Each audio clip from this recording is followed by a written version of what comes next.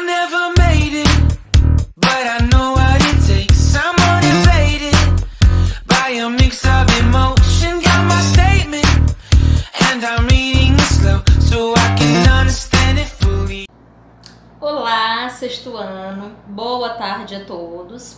Hoje, quinta-feira, iremos dar continuidade ao nosso conteúdo de língua portuguesa. Como ontem, nós não encerramos o nosso conteúdo dentro da gramática, hoje nós iremos continuar com o nosso amiguinho aqui, gramática, certo? Então, abram os livros de vocês na página 74. Na página 74, nós vamos falar sobre a concordância entre substantivos e adjetivos. Nós temos uma regra e nós teremos que seguir essa regra para que a nossa oração esteja em concordância, de acordo com as regras gramaticais da língua portuguesa. Vamos lá. Nós temos um quadrinho na página 74 que ele é muito importante. Quando temos dois ou mais substantivos, o adjetivo os acompanha em gênero e número. Dois substantivos ou mais, o nosso adjetivo ele vai concordar em número e gênero. Quando eu falo em gênero, masculino e feminino. Quando eu falo em número, singular e plural. Então não esqueçam. Dois ou mais substantivos, o adjetivo irá concordar em gênero e número. O nosso exemplo que nós até começamos ontem diz o seguinte: o paleolítico e o neolítico foram marcados por grandes eventos. Paleolítico, substantivo flexionado no masculino singular. Neolítico, também flexionado no masculino singular. Como são dois substantivos, o meu adjetivo vai ter que concordar com os substantivos. Vamos lá. Foram marcados. Marcados é o adjetivo. Adjetivo flexionado no masculino plural. Por que ele foi para o plural? Porque nós concordamos com paleolítico e neolítico.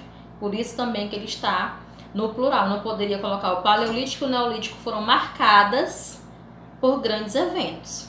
Por quê? Porque como foi flexionado no singular e no masculino, o nosso adjetivo vai ter que concordar em gênero e número. Beleza?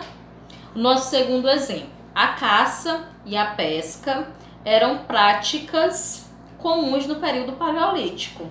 Caça, um substantivo que está flexionado no feminino singular. Pesca também flexionado no feminino singular. Eram práticas. Práticas é o meu adjetivo que terá que concordar com os substantivos, como é caça e pesca, então ele será flexionado no plural e também no feminino, para concordar em gênero e número. Então essa é a regra, nunca esqueçam, dois ou mais substantivos, o meu adjetivo irá concordar em gênero e número. Não esqueçam, anotem aí na cabecinha de vocês, certo? Vamos lá. Até aqui tudo bem, mas e se os substantivos forem de gêneros diferentes? E aí, como é que nós iremos fazer? Se os substantivos forem de gêneros diferentes, o adjetivo será flexionado no plural masculino. Lembram lá da Bíblia quando ela fala no homem em si? Fala, o homem, ele abrange também a mulher. Então, quando vocês tiverem uma frase, uma oração, que nós temos gêneros diferentes, o que vai prevalecer é o masculino, certo? Vamos lá. O exemplo está dentro do quadro. No paleolítico, cenas de caça e rituais mágicos eram pintados nas cavernas. Vamos lá. Cenas, substantivo, feminino. Rituais, masculino. Então, nós temos sexos opostos, o masculino e o feminino. No caso, um feminino e um masculino. Então, o meu adjetivo vai ter que concordar em masculino. Então, pintados nas cavernas. Certo?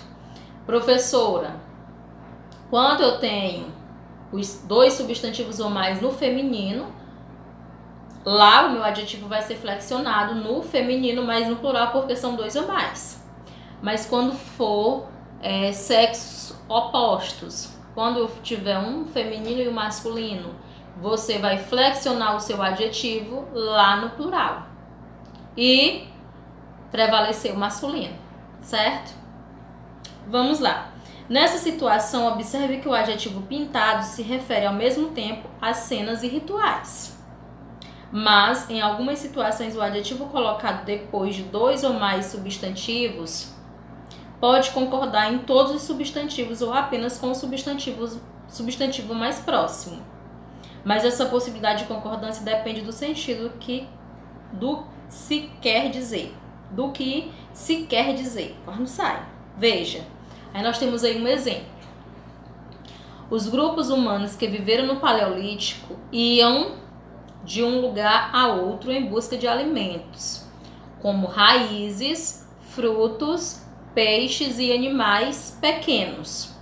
Vejam que os pequenos, ele vai concordar com o mais próximo, no caso que animais. Então, nem sempre vocês vão poder fazer essa substituição, né? Prevalecer o masculino. Às vezes ele vai concordar com o mais próximo. Mas isso é em casos raros. Mas há casos, né? Aí nós temos aí alguns exemplos. É bom que vocês façam, né, essa leitura aqui da página 76. Ele vai falar a respeito também, né, da questão da concordância. E vamos na página 77, nosso grau do adjetivo. Assim como o substantivo, nós temos o grau comparativo, o grau superlativo absoluto, o superlativo relativo. Também nós temos ele aqui no adjetivo. Vamos ver aqui, já vimos, né, dentro do livro de português, e aqui vamos apenas reforçar. Por meio do grau comparativo do adjetivo, comparamos os substantivos, identificamos suas características, suas qualidades e seus defeitos, que é o papel mesmo do adjetivo. Existem 3 graus de comparação. Vamos lá. O primeiro é o de igualdade.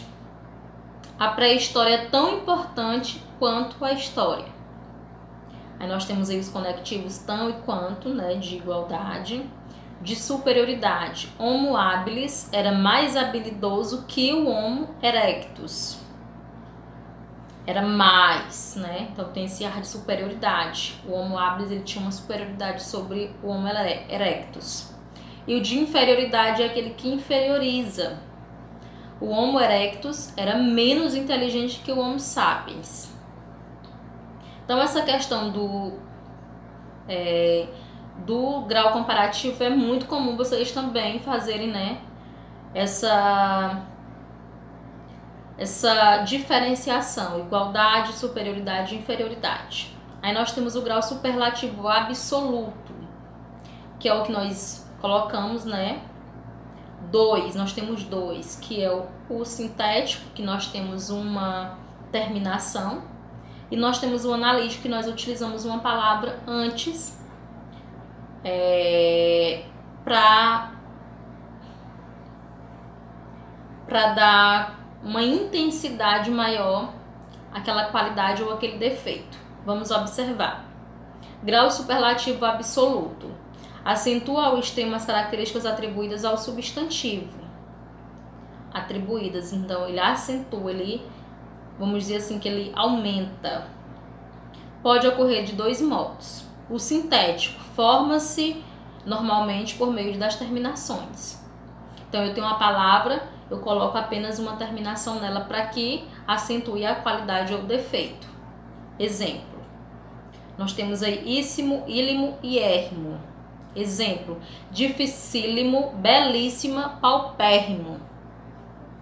O Homo sapiens era inteligentíssimo. O inteligente, que é o nosso adjetivo, ele vai ganhar uma característica, né, acentuada com a terminação íssimo. Isso nós chamamos de sintético. Já o analítico, ele forma-se normalmente com o auxílio de um advérbio. Sabem o que é o advérbio, né? Aquela palavra modificadora do adjetivo. Analítico, de intensidade. Exemplo, muito bonita, bastante alegre, pouco agitado. Exemplo, o Homo sapiens era muito inteligente. Então a inteligência dele era um pouco maior. Então aqui o analítico, né? Porque nós temos muito, que é o nosso advérbio, inteligente é o nosso adjetivo. E por último nós temos o grau superlativo relativo. Intensifica uma característica do substantivo estabelecendo uma relação de superioridade ou inferioridade com outros seres. Exemplo de superioridade. O Homo habilis era mais interessante de todos os hominídeos. De inferioridade, o Homo erectus era o menos interessante de todos os hominídeos. E na página 78 já é a nossa atividade, né? Então nós só temos de superioridade e de inferioridade. Isso mesmo. Então, o grau do adjetivo é muito comum vocês saberem. O grau comparativo, nós temos igualdade, superioridade e inferioridade. Nós temos o grau superlativo absoluto. No caso, nós temos dois tipos. O sintético, que utiliza uma terminaçãozinha para acentuar a qualidade ou defeito. E nós temos o analítico, quando nós utilizamos um advérbio, né, antes do adjetivo, para acentuar essa característica, essa qualidade ou esse defeito do adjetivo. E por último, o grau superlativo relativo.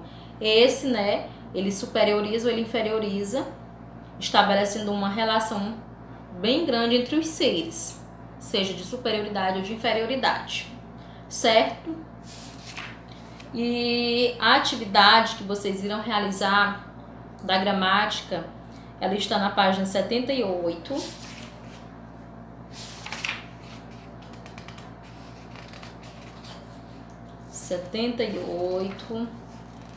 Eu não vou passar ela toda porque ela já vai adentrar dentro da escrita.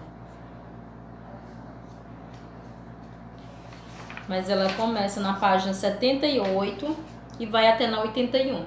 A 81, creio que irão me perguntar. São 2 páginas, mas vocês têm aí a questão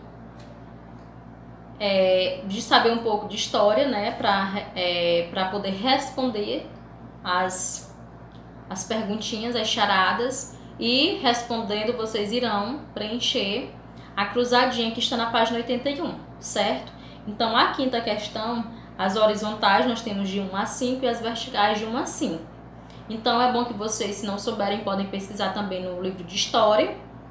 E, de acordo com a resposta de vocês, vocês irão preencher a cruzadinha, certo? Então, a atividade dá 78 a 81. 78 a 81. Então, marquem aí, certo? E por hoje é só. Uma ótima tarde de quinta-feira. Abençoada a todos. E bons estudos. Tchau, tchau. E até a próxima. Beijos.